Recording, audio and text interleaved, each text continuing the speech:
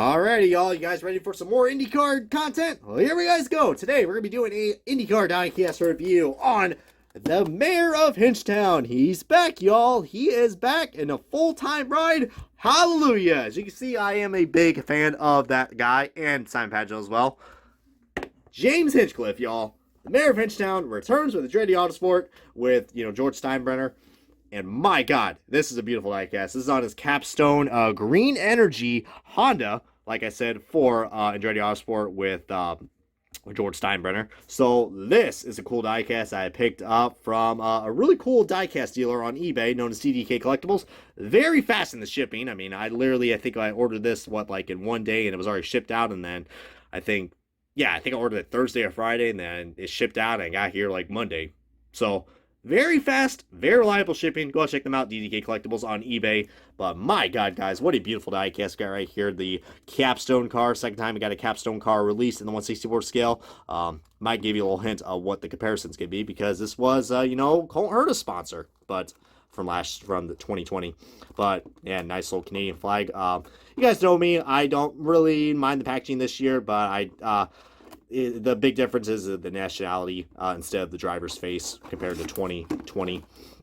But still pretty cool. Feel free to, pause the video if you guys want to read all that because we're going to the good shit, and that's unboxing this diecast and doing the official review of the James Hinchcliffe 2021 Capstone car. Alrighty, guys, we got this diecast out of its box, and my goodness, guys, the green on this thing, I don't mean to exaggerate, but the green on this thing is, call me crazy. Call me crazy. My good buddy Racer 2011 already called me crazy. Is it just me, or does this livery, especially how the colors are, does this remind you of the Juncos racing cars, the Juncos car that Kyle Carson drove that beat Fernando Alonso during Bump Day, a few years ago from 2019? Does that remind you of that?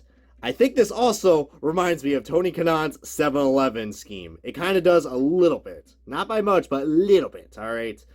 I know there's no red, but I'm getting such a vibe on this, all right? Especially me. I noticed it right off the bat. Call me crazy. Call me crazy like my friend Rob, all right? I don't mind some constructive criticism. But the green on this thing just looks a lot more better. They added a lot more green on this compared to, its predecessor, which we'll get to in a second. This is really cool. I like the green. I like the orange because, green's for Capstone and orange is for, Genesis. This is such a cool diecast, guys. I really there's just something about this that I don't know. I know I'm being biased, but it's a nice, different change. And I think they really did a good job with how the livery layout is on this. As you guys know, this is basically the same livery layout for all the Andretti Autosport cars. Which, by the way, if you guys haven't checked out my Big Chungus review, aka Colton Herta's Game Bridge 2021 review, go and check that out because livery is basically just the same. But I just love that they added, because last year's car was just mostly all white with some green, but they added orange, and it just looks fantastic, guys. I like this a lot. I believe Hinchcliffe was scheduled to drive this, the Capstone car for 6 races. I know he already raced one of them at Texas, which, I don't really want to talk about Texas. More importantly, I don't really want to talk about this season in general, because it has been a pretty bad season for James Hinchcliffe. Even worse, I think, so far. Hate to judge him so early, but I am a Hinch fan after all, so I do got some hope in him. Still, you can never doubt your drivers one bit. Everyone goes through a tough season, and sadly, it's going with Hinch. Can't really blame him because, he was mostly out of a full-time ride last year until eventually he joined the 26, which he ran pretty decent in the 26. So it's cool to see James Hinchcliffe back with the team that kind of got him, into a pretty damn good premier ride. I am aware he drove for Newman Haas Racing in his rookie year in 2011. But after that, guys, when Danica Patrick left, fun fact, James Hinchcliffe was the guy that got me into IndyCar racing. He is the guy that I looked at. My first IndyCar race I watched was in 2013, St. Petersburg. I saw the GoDaddy car, and I was like, who's that? That's James Hinchcliffe. And then I saw how kick-ass of a personality he has. this guy is just so humble, and he's also going to be commentating for some of the SRX races down the road. Ironically, right after Danica just did her 2 SRX races, so I find that pretty freaking hilarious, to be honest with you guys. But yeah, and luckily I was able to meet him in 2014 at Pocono after I just watched my first IndyCar race the year before that. And the rest is history, my friend. James Hinchcliffe kind of knows who I am. Well, he knows Rob pretty well as well. And I'm still happy to be a Hinchcliffe fan. I'm still kind of salty about McLaren for what they did, even though I cheer for McLaren now for F1 because it was kind of screwed up that they just left go one of IndyCar's most brightest personalities and stars. I mean, especially after him winning runner up. He didn't really win Dance with the Stars like Elio did, but he was runner up. I don't know what's with IndyCar drivers and dancing shows, but apparently they really know how to hit it on. But Hinchcliffe, I mean, goodness gracious, man. I have a lot of good memories of James Hinchcliffe, guys.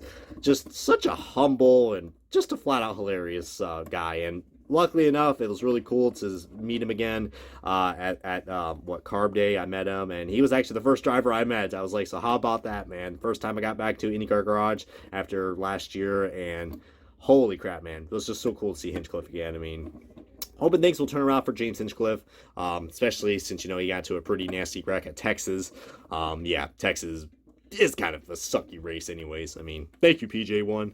But yeah, he crashed his car at Texas, and yeah, Texas was really a good race for us anyways. But yeah, it has been a pretty bad season, guys. Worse than his 2014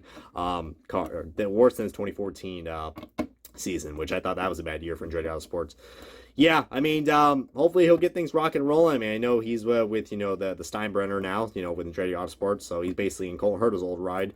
So, we know what this car's capable of, and probably win races, but we'll see what happens, guys. But, James Hinchcliffe, man, he's not really a young fellow anymore. He is up there in the 30s, mid-30s now, so time's a ticking on Hinch, so we'll see what happens. But anyways, I think I've already rambled enough. Let's get on to the side-by-side comparison, which is last year's Genesis car. So I decided to go ahead and bring this up because I just showed you guys. I will be showing you guys another diecast in a second, but me being a Hinch fan, just have to show you guys real quick just how cool the colors are. The Genesis car, the Capstone car, really, really cool. So you guys know, I mean, this is an Indy 500 ride from last year. So that's pretty damn cool. But don't worry, we are going to have another Genesis car to showcase when we get down, when that gets later released. But now to show you guys the ultimate diecast comparison. Look at that, 2 comparisons in one video. How about that? Here's the Colton Herta Capstone car. Now, as much as I love 88 for Junior, this livery layout is so much more better. So much more better. Last year's looked so outdated. It's not even funny. I mean, that whole livery layout was pretty outdated once it reached with the aero screen, man. It was time for a change. Andretti Autosports and all the designers there listened, and they delivered, man. This livery just kicks ass. I think the orange alone looks a lot more better, guys. I don't know what's going on with this orange. It looks pretty damn... It looks like, I don't know, like... this orange is kind of hard to read, as you see. I mean, on camera, it doesn't look too bad, but in person, you really got to look at this 88 and be like, that's an 88? What the hell? So, I'm glad they definitely buffed up the orange, because it looks so much more better. And again, call me crazy. I'm getting a lot of Juncos Racing and Tony Kanaan 711 vibes looking at this thing. Wouldn't it be a bad idea for a throwback design? That'd be pretty cool. I mean, IndyCar does the throwbacks, but they don't have a throwback weekend like NASCAR does. Would be cool though. I mean, but we've seen a lot of teams do that before so far. We did with Marco and Graham Rahal. But yeah, guys, definitely. I know I'm a Hinch fan, so I'm gonna be so freaking biased, but get this car, guys. This car definitely kicks the Capstone out of its rear end from last year. All due respect to Colton Herta, but this livery is just flat out beautiful. Luckily, he's not running this Indy because, if you guys do not know, green is a very bad luck color when you're running the Indy 500. I don't know why. It's just one of those superstitions. Hopefully that'll be broken, but I don't know, man. Indy always has a tradition. But anyways, this video's already getting long enough, guys. Definitely recommend picking this car up. It's a unique looking livery, something new, refreshing, and I do like it a lot, guys. And plus, we are going to get another Hinchcliffe car, his Genesis car, later down the road. So, 2 Hinch cars, I will take it. But anyways, guys, it's been OBB, the Diecast News Guy. Thank you for watching this Diecast review of the James Hinchcliffe 2021 Capstone Green Energy Honda Delara for Andretti Autosport with George Steinbrenner Racing. Comment, like, subscribe, and I'll see you guys next time on another IndyCar Diecast review.